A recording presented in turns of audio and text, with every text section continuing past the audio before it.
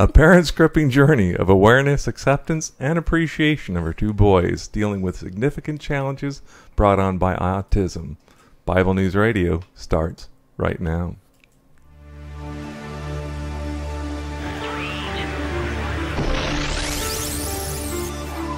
So thou, O son of man, I have set thee a watchman unto the house of Israel. Therefore, thou shalt hear the word of my mouth, and warn them from me. Have no fellowship with the unfruitful works of darkness, but rather expose them. Coming to you from an undisclosed location in Middle Tennessee and examining current events from a biblical perspective, this is Bible News Radio with your hosts, Randall and Stacy Harp.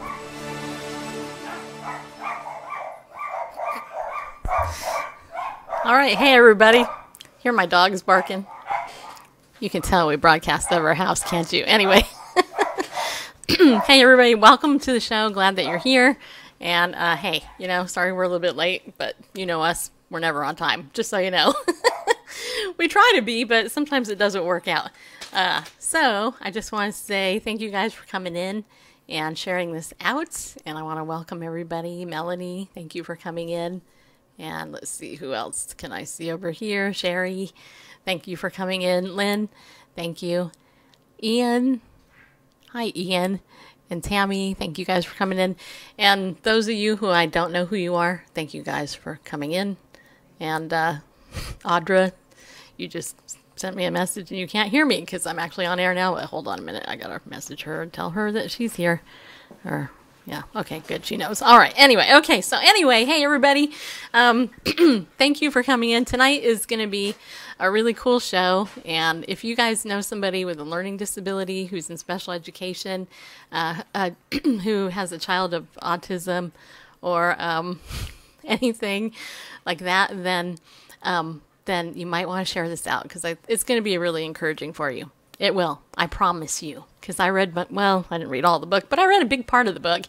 And I think that you'll really, really super be blessed by it. So the first thing I want to do is I want to thank our sponsor, Ariel Ministries. If you don't know what Ariel Ministries is, it's a ministry that is the ministry of Dr. Arnold Fruchtenbaum. He seeks to evangelize the Jews and disciple Gentile believers alike. He is a Messianic Jewish believer, and you guys can get all of their great material over there. When you go to ariel.org, you can save 20% when you use the coupon code Bible News. That's right, Bible News. In fact, Randall's been teaching out of the book Yeshua, Life of the Messiah from a Messianic Jewish Perspective. That's a good book to get. And also the D.L. Cooper series. There are 7 series of books that they are doing. It's a Messianic series.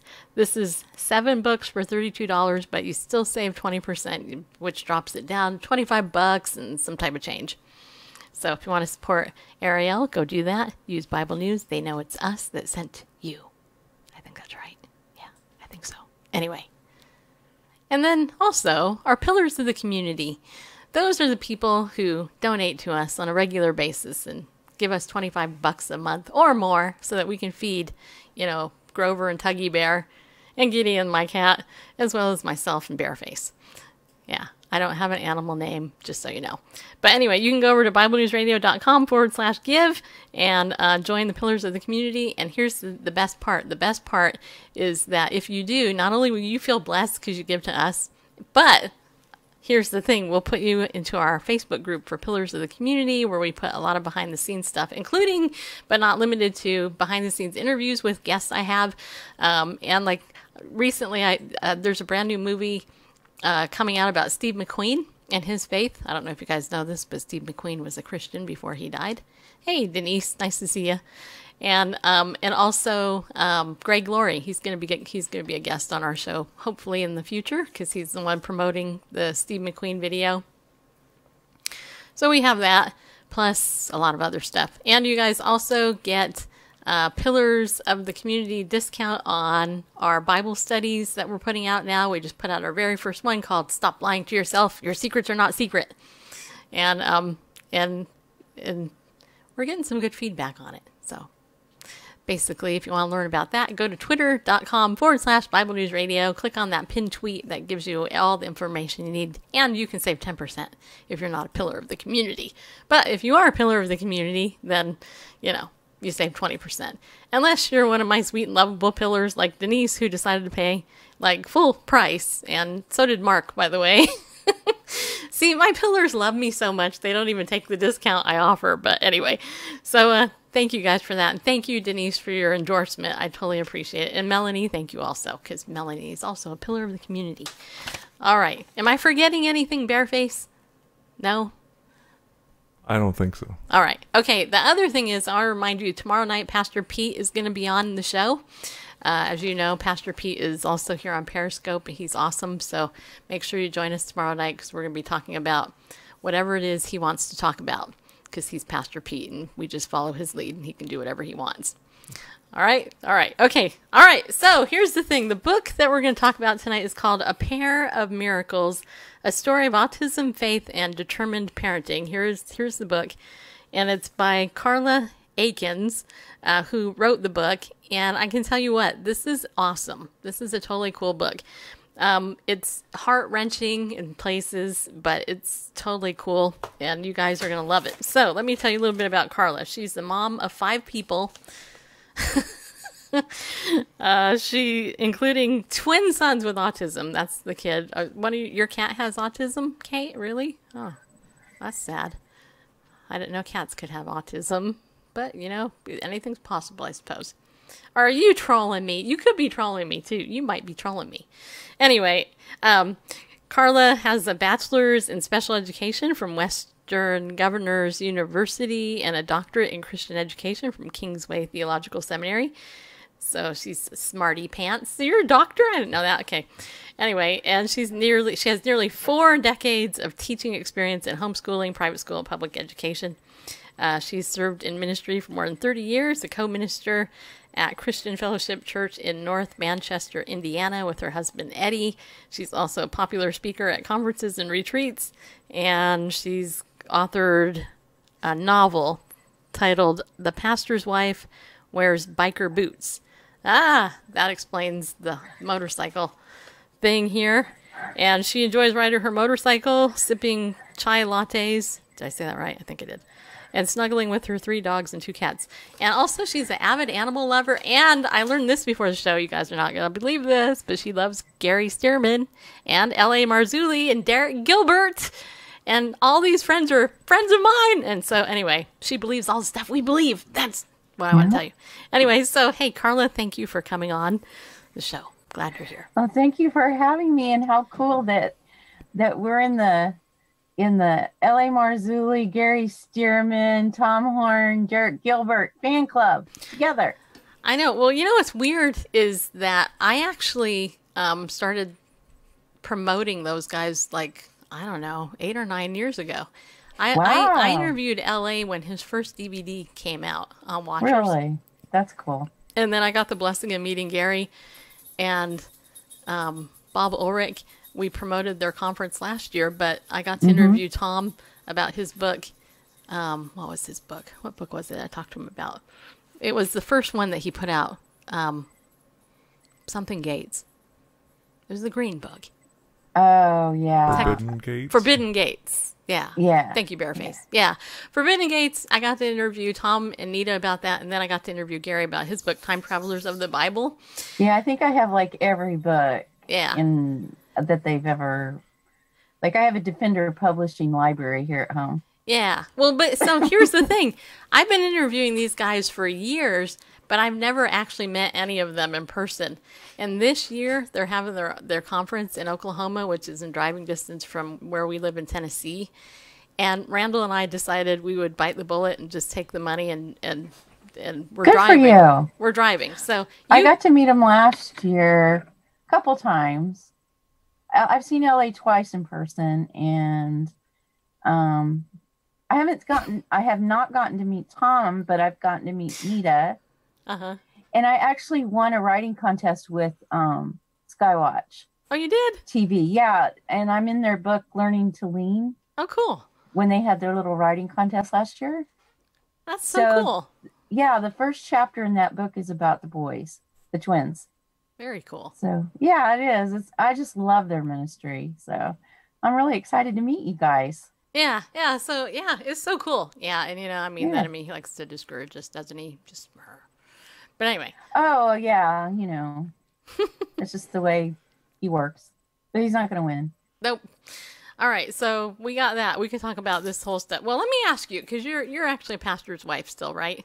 Oh yeah. Okay, so let me ask you, because of all the stuff L.A. Marzulli and those guys talk about, the Nephilim and giants and all that other stuff, do you find it's weird to talk about this with people whose pastors and teach, the church doesn't talk about it? I have found so many closet Believers. Yeah. Yeah. I mean, there's people that go to churches here in town that are like mainline denominational. Mm-hmm.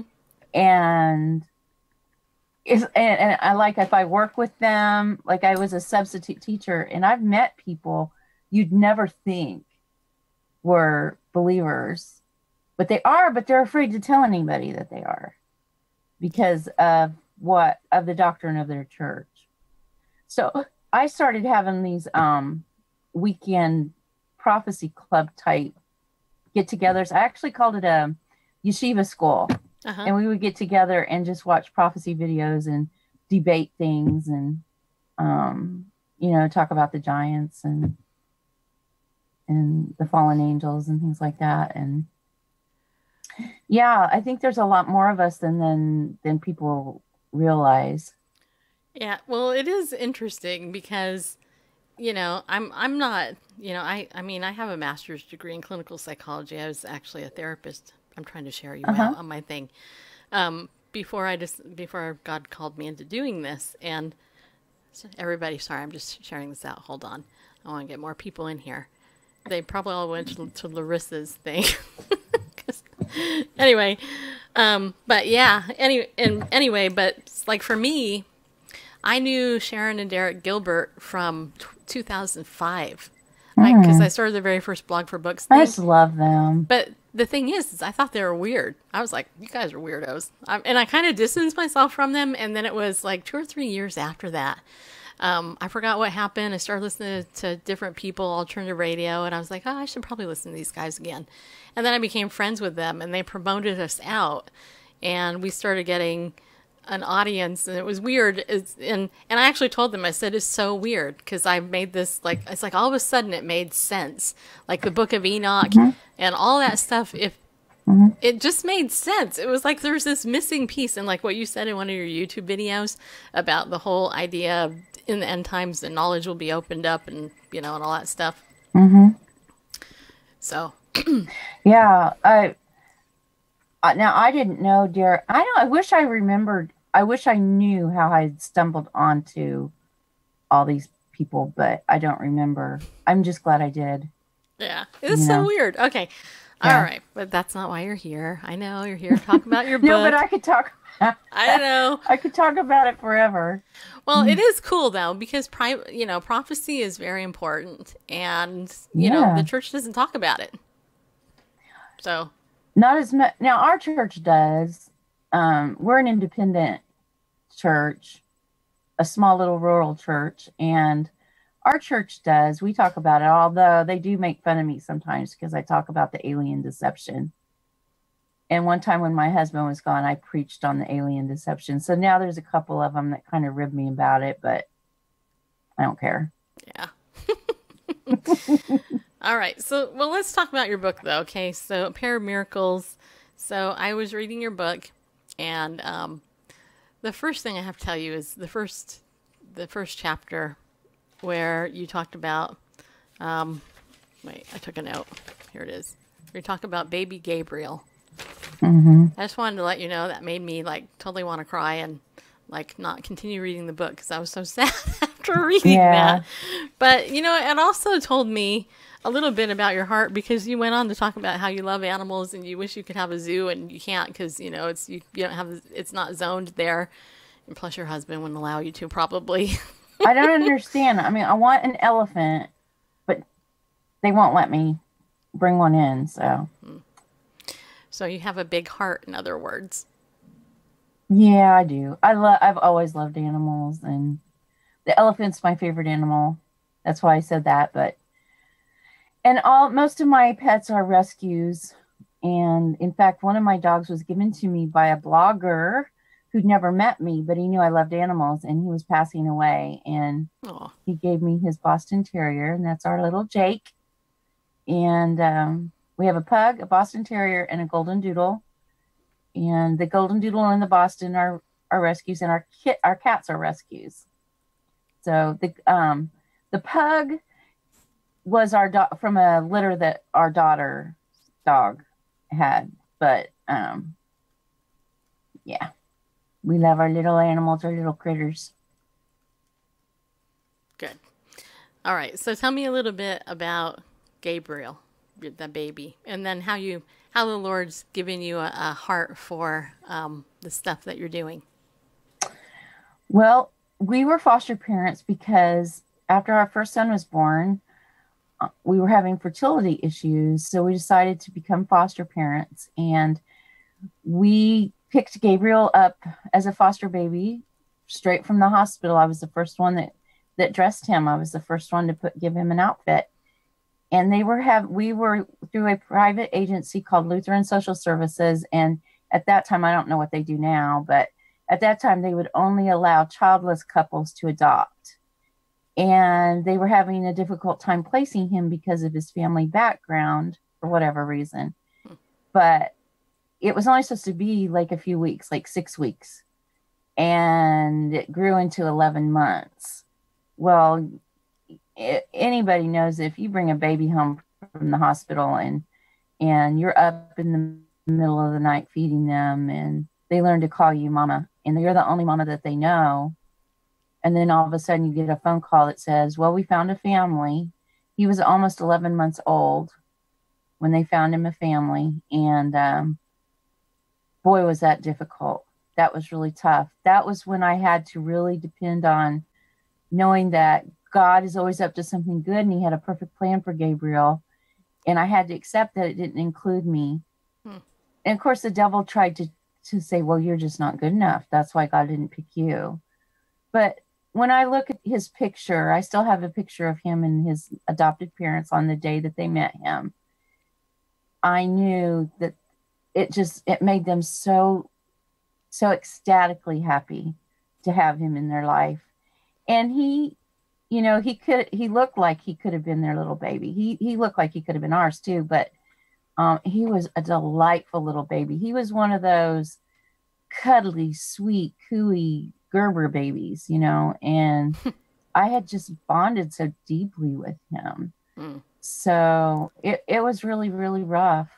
But that's how we ended up adopting the twins, was because we were in foster care, and because we had already started the adoption process as far as getting a home study done for Gabriel in case they would change their mind. We were hoping they would change their mind. Then when the twins became available, we were available. And that's what opened that door. Well, and I mean, when I was reading about that and then reading about how you got the twins and then the contrast there, which of course you're going to talk about in a minute, I was really, I was touched. I mean, really, truly, because if you think about Gabriel, he needed to have that secure attachment, right? Right. And you gave him that. Even though it was transferred over to a new mom, he still got it, which is a good thing, as you know, developmentally. Right. Just one more thing about him. Have you ever seen him again or anything? No, I hope someday he'll look for us, but I don't know. I mean, he may not even know about us. I don't know, I do hope someday I get to see him and see how he's doing. Well, weird things happen. I know. They do. They do. So that, don't give up hope. Oh, I haven't. Good. Okay. All right. So tell me about your boys, the ones that have autism, which we were trying to get on the show, but I guess. No, they're not available tonight. Oh. They're helping their dad. Okay. Isaac and Isaiah came to us as preemie infants right from the neonatal intensive care unit. We got a phone call one day, and the social worker says, we have twins that one of them needs to be picked up. And can you get to the hospital, which the hospital was an hour and a half away from where we lived at that time, and take a CPR class so that you can bring them home? And I was like, well, can we talk about it first as a family? She says, well, how long is it going to take? She says, I need to know in like 30 minutes. So we had 30 minutes to decide whether or not to bring them home. And we decided that, yes, we would do that. We would answer the call to bring them home. Isaiah came home first, and he was there a month before Isaac came home. They both had suck, swallow, breathe coordination issues where they weren't able to suck their bottle and breathe at the same time. Huh. So feeding them was really, really a lengthy process and a real involved process of keeping them breathing while they were drinking their 2 ounces, which, it took about an hour for them to get 2 ounces down. And they screamed nonstop. They screamed from the moment their eyes would not even be open, and they were screaming. Their nervous systems were so messed up that they weren't able to calm themselves at all. Little babies have a trouble learning how to do that anyway, but because their nervous systems were damaged either from, we believe that they had fetal alcohol syndrome, they just weren't able to comfort themselves. And this went on for several years where the screaming was just constant. It was like having a colicky baby for years. And I knew that something wasn't right, but doctors at first were just chalking it up to them being premature. And we knew they were at risk for developmental disabilities because of their family background, but I had no idea what autism was at that time. And I had never met anybody with autism. I'd met people with developmental delays. I'd met people with intellectual disabilities, but I'd never met anyone with autism. And now it's 1 in 42 boys have autism. And to say that it's not an epidemic and that it's just because doctors are diagnosing it more is absolutely not true. I'm a special ed teacher, and I can tell you something is wrong with our children. And it is an epidemic, and we need to get answers for it. But instead, the doctors just thought it was their prematurity or that I wasn't spending enough one-on-one time with them. And I was a stay-at-home mom at that time. I was homeschooling my other children too. And I knew that wasn't right. Okay. We just had our lights go out and come back on because there's a storm going on here, apparently. Boy, the enemy just does not want this interview to happen. I'm telling you, it's so funny. It's not really, but did you see that? Yeah, well... Are we still on? Yeah. Yes, but the good part is we have all of our internet stuff is on battery backup. Yeah. So cool. So if you guys are awesome. So yeah, if it's okay, mister. Anyway, my dog's so over as here long at as my the feet. internet connection holds out, we'll be all right. What kind of dogs do you guys have? We have Bijans. Oh, you have little, cute little toy puppies.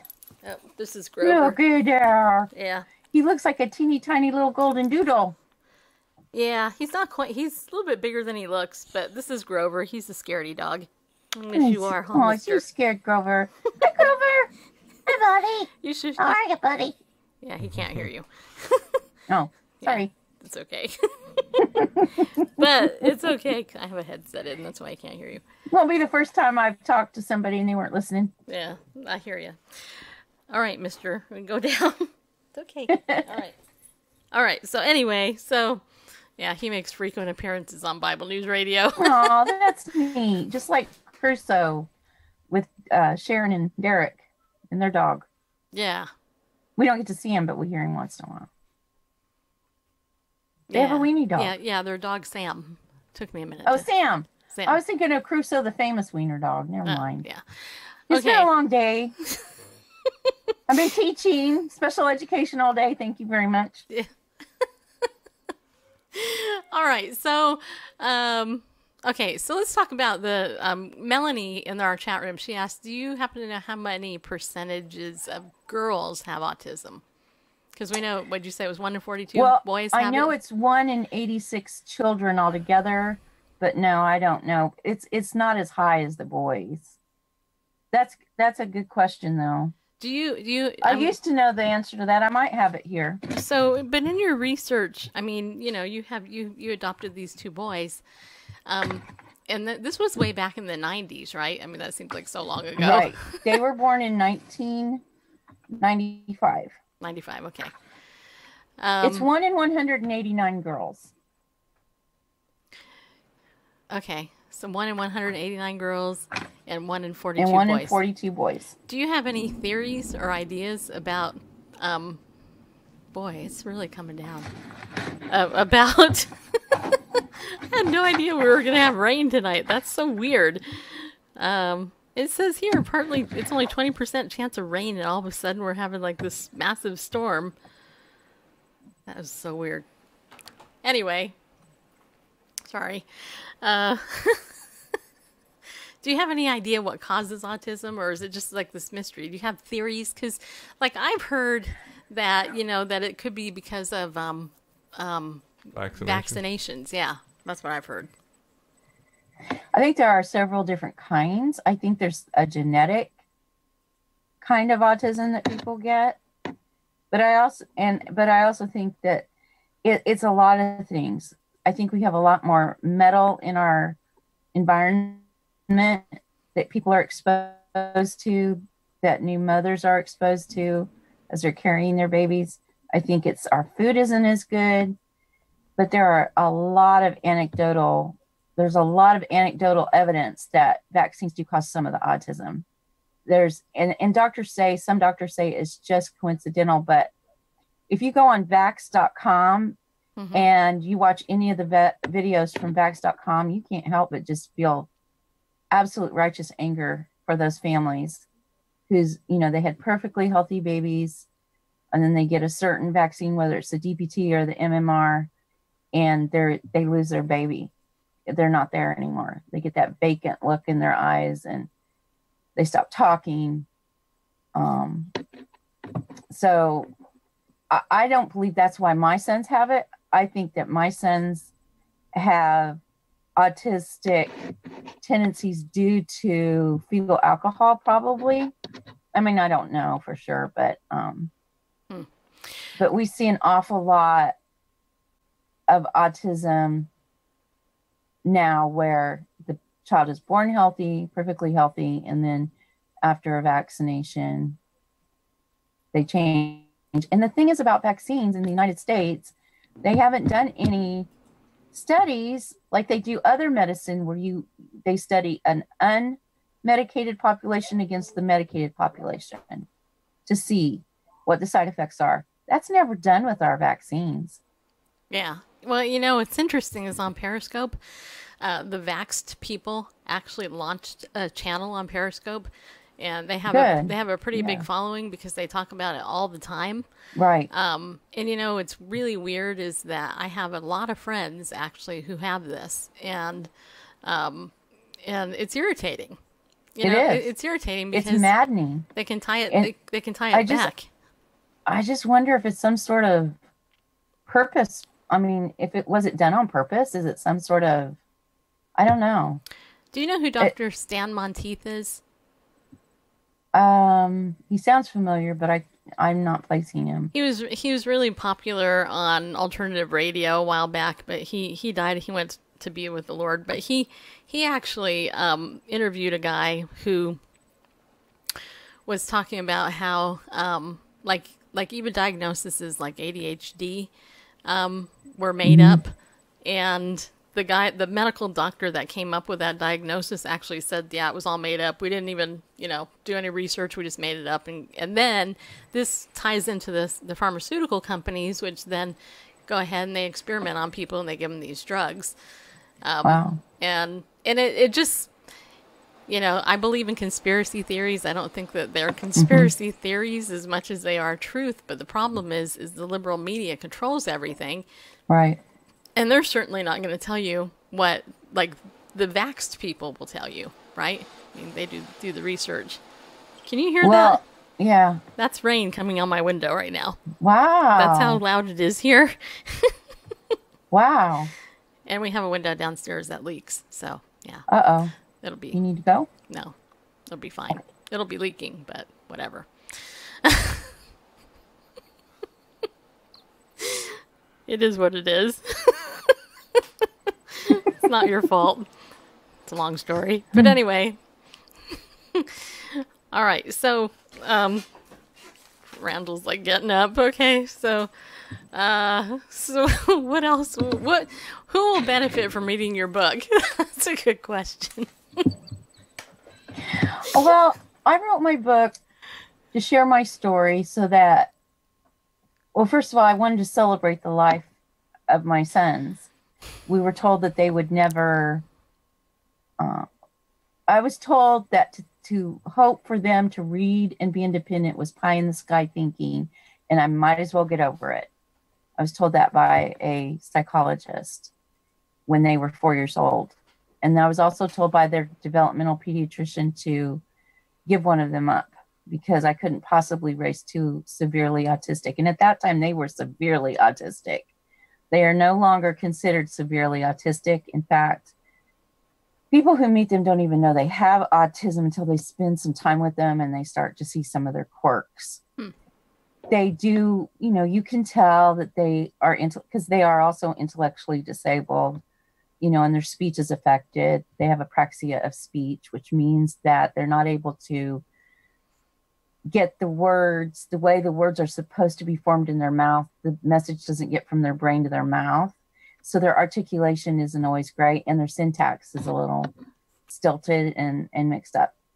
But as far, they still have few meltdowns. They still have high anxiety. They worry about a lot of things.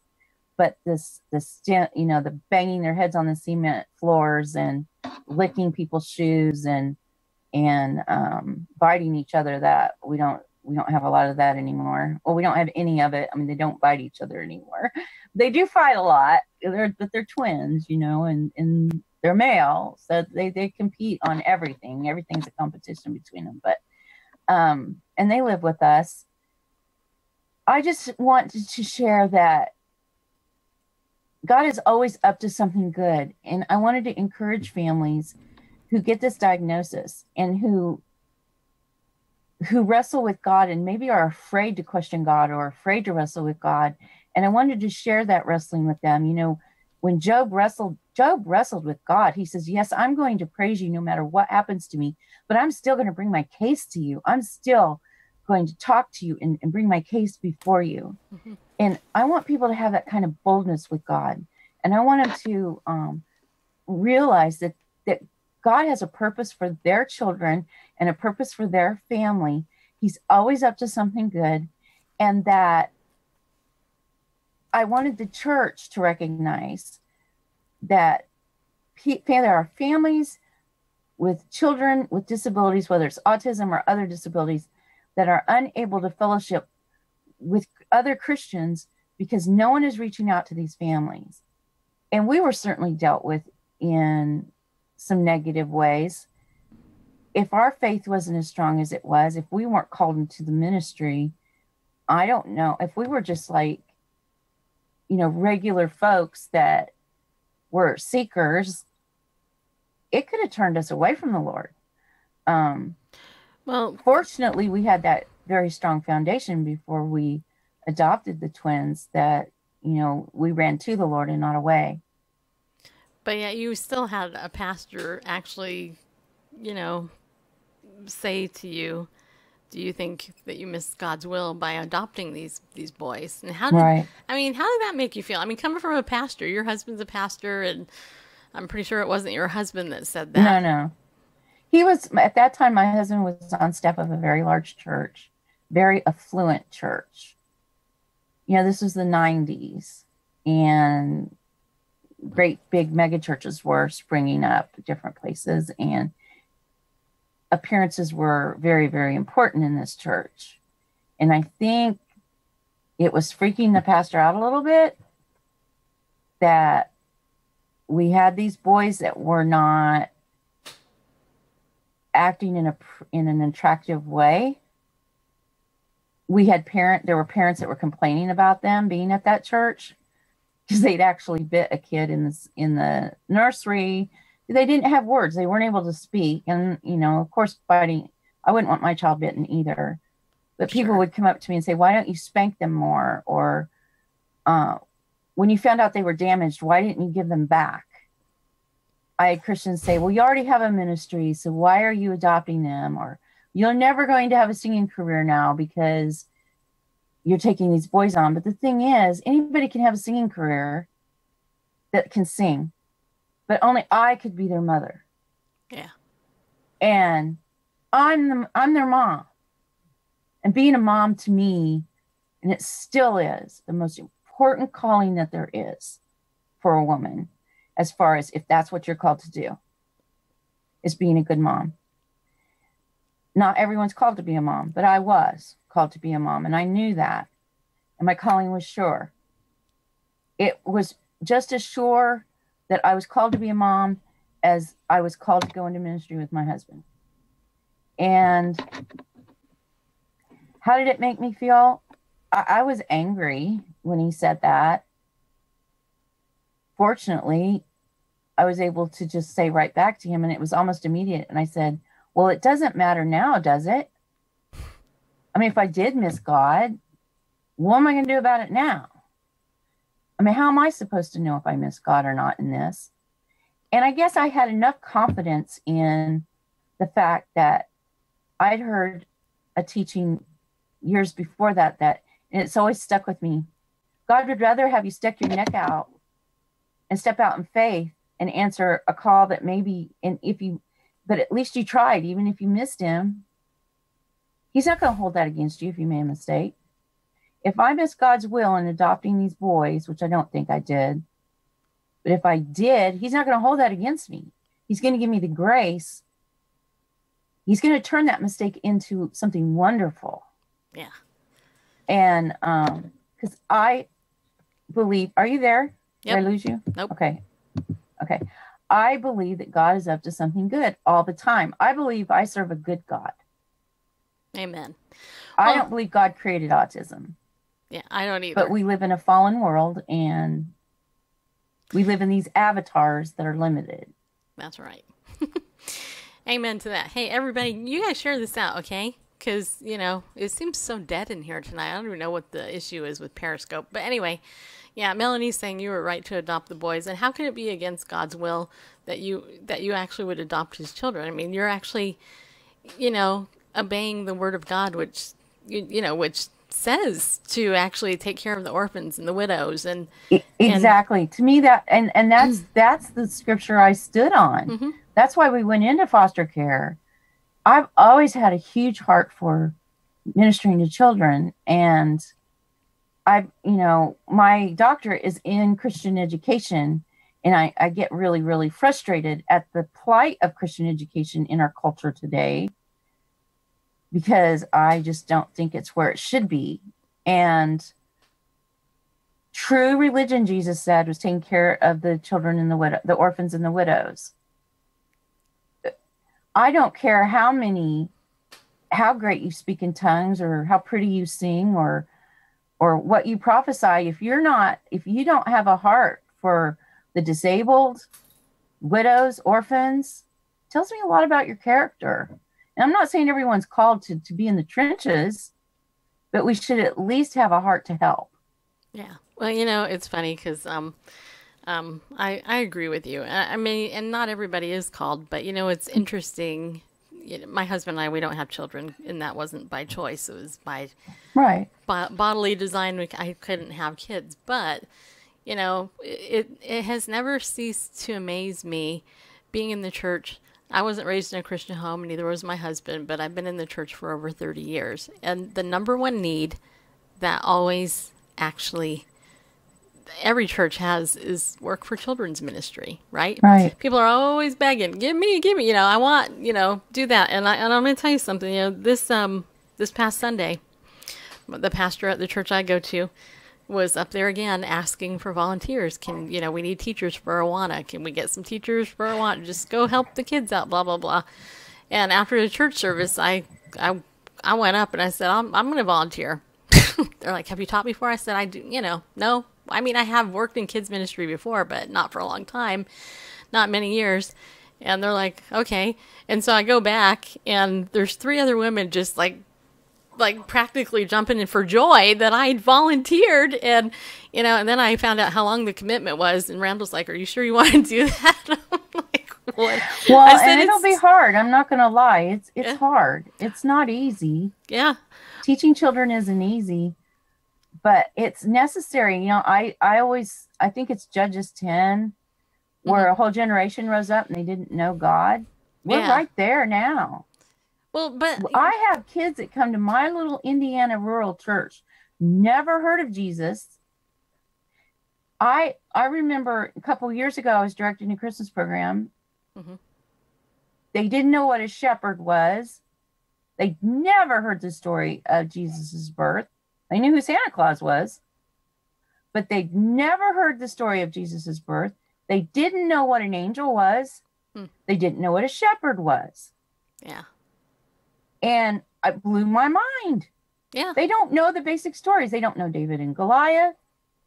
They don't know these stories. Of course, we would teach them about the Nephilim and David and Goliath, wouldn't we? Oh, yeah. But see, here's, and that's part of the reason I told Randall, I said, well, I feel like God wanted me to do this, just so you know. And even though it's an 8-month commitment every Sunday night, I can do it. So what's the worst thing that can happen? These kids could realize there's another woman that cared about them. And and sometimes it's a thankless job. Sometimes you're not going to get appreciated. Didn't get it right, but whatever. For you do it to answer the call of God. That's what I did. Yeah. And don't get discouraged because you'll think, man, they weren't paying a bit of attention. Yeah, they were. I've taught so many kids where I thought, man, they didn't get a thing out of that. And then they'll come back and say something and you're like, wow, they were listening. Yep. So even if it's just you being a warm hug, even if it's just a child getting the feeling of safety and love at church, that's enough.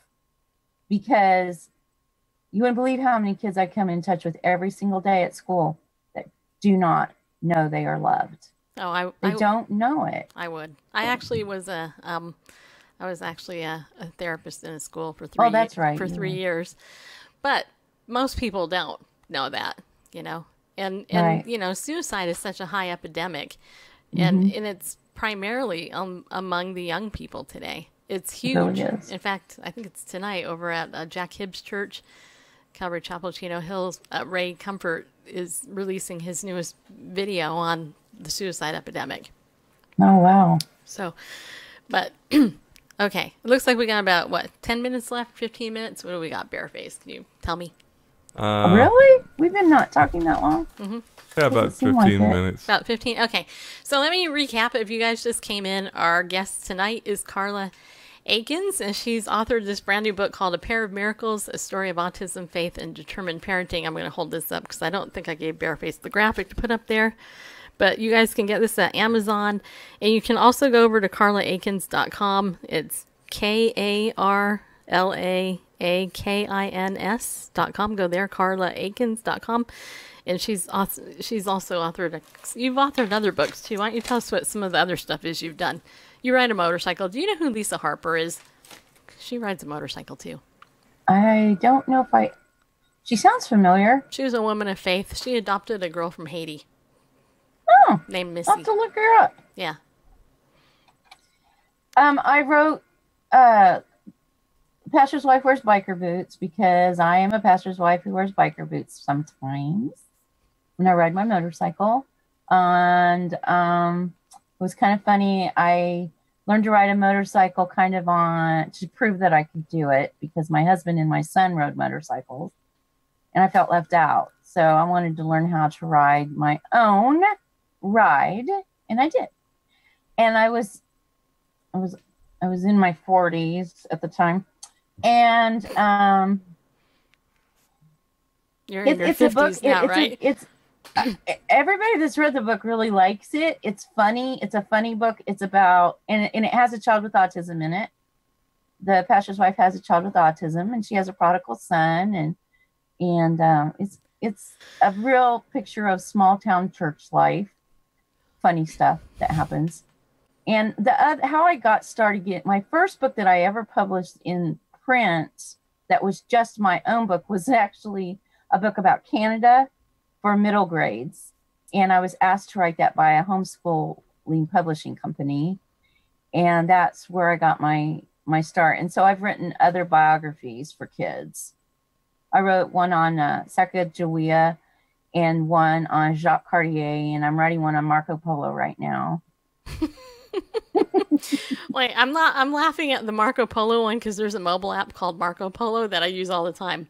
Oh, but it's you might like. We could get on it together, Karla. I could get you. Oh, on. That would be fun. Yeah, it would be actually. Anyway, I'll tell you about it after though. Okay. See, now that's cool. I have to admit, and I shouldn't, but I don't know who those other people are you were talking about. Just so you know. Well, okay. Well, Sacagawea was the female American Indian guide for Lewis and Clark. Okay. And Jacques Cartier explored up in Canada. He came over on a big ship. And he explored.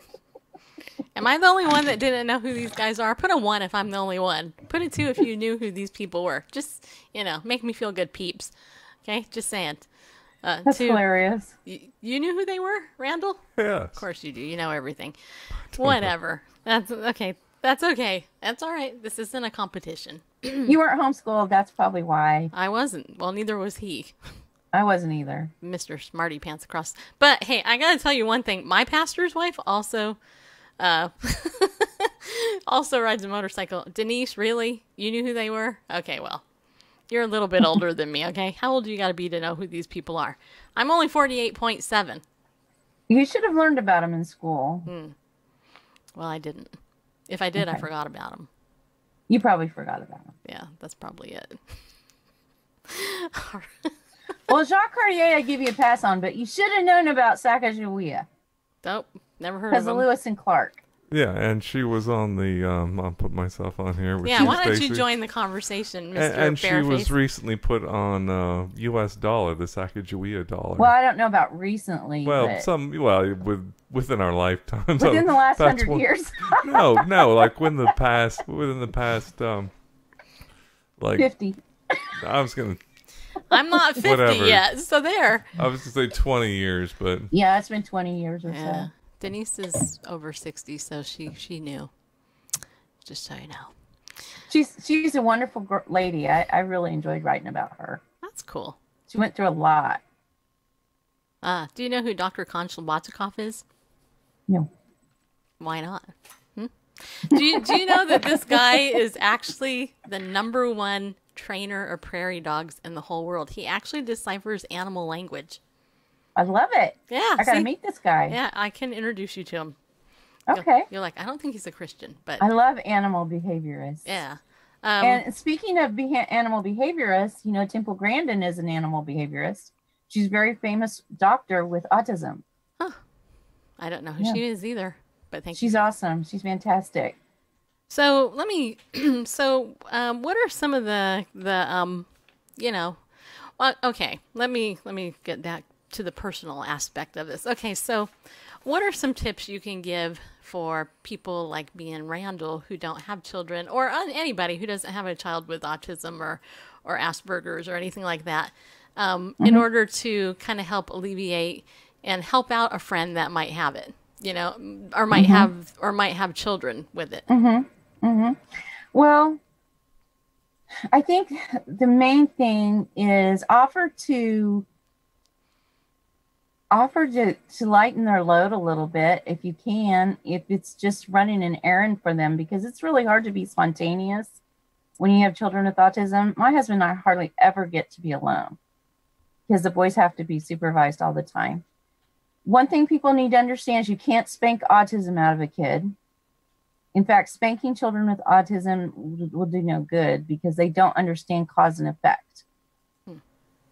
They have to have a very special type of behavioral intervention for them to understand the consequences. Now, as they get older, it gets a little easier, but really spanking doesn't really teach them anything because they don't understand. I got the spanking because it just makes them angry. And when you meet one person with autism, you've only met one person with autism because autism is different in every single person.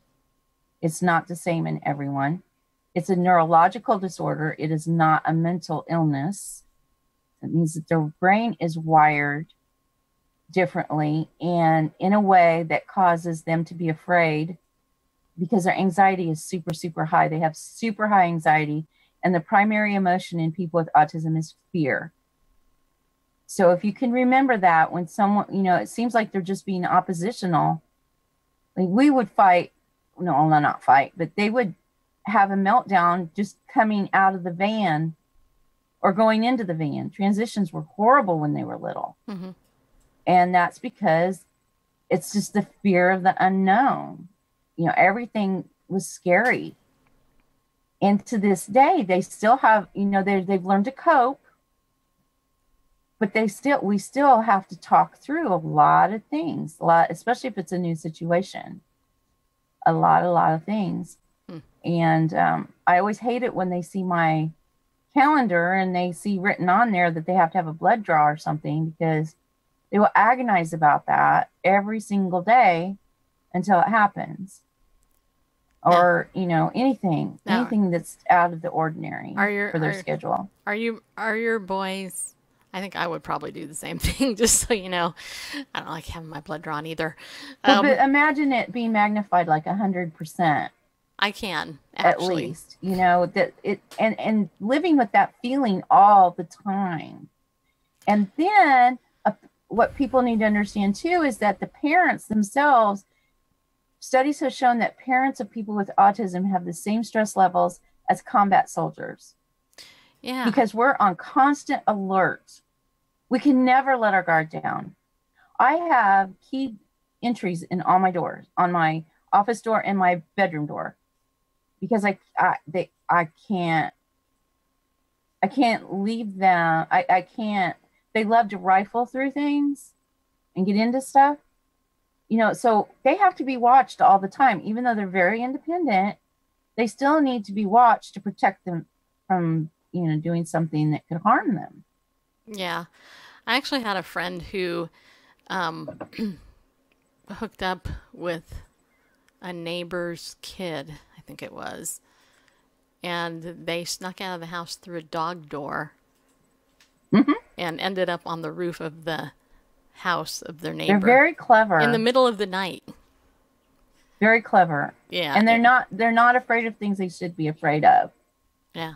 Even though it's kind of a dichotomy, because they have high anxiety, but then the things that they really should be afraid of, sometimes they're just not afraid of it. And wandering is a problem. Yeah. Well, yeah, and I mean, the anxiety of the parent, obviously, in that particular situation was obviously through the roof. What if you're not in the same neighborhood, or you're not in the same state, but you have friends that are dealing with this, and you have them, like social media contacts, and you're good friends through the internet. Keep telling them they're a good parent. Pray for them. Send them little surprises. Send them little surprises in the mail, cards, or just anything, because there's a lot of isolation with autism because you can't get out. Yeah. I have a friend who's so isolated because she has, I'm fortunate. My boys are potty trained. Mm-hmm. She has an adult son still in diapers. And she has another son who's severely autistic, who's growing up. And a daughter who's not in diapers, but she's on the spectrum. They can't go anywhere just because they want to go somewhere. She has to make elaborate arrangements to go anywhere. And there's a lot of isolation. And that's something that the church needs to wake up to, and And Jesus had compassion for people with disabilities. And I love the story of the guys who loved their friends so much that they climbed up on the roof of a house and sawed a hole in the roof so their friend could get to Jesus. We need to be helping people with disabilities get to Jesus. Amen. Amen. And that's great. That's a great place to end this, because our time's pretty much up. But I would love it if you wanted to put a capstone on anything you just said, and tell people where they can get your book and any other stuff that you're doing. Well, you can get my book on Amazon or Barnes & Noble. Anywhere books are sold, you should be able to get it. If they don't have it in stock, tell them to get it in stock. No, they can order it. Any bookstore can order it. And I just want everyone to remember that God is always up to something good. He's a good God. He's a loving God. He's a compassionate God. And he has a perfect plan for you, and he has a perfect plan for your children, and he has not forgotten you. And he can handle anything, any question that you have for him. He can handle it. He's got big shoulders. Amen. Amen. All right, everybody. Well, I hope this encouraged you. If you're listening to this on the replay, don't forget you can also share this out. And we totally appreciate it. Don't forget, go to KarlaAkins.com. That's KarlaAkins.com. You can probably hear in the show notes if you're looking under here in the archive. It's right there. Okay. All right. All right. We'll be back tomorrow night with Pastor Pete. We're going to talk about problems in the church, probably, because there's lots of them, just so you know. So remember, be bold, stand up, and go with God, because he loves you. We'll see you soon.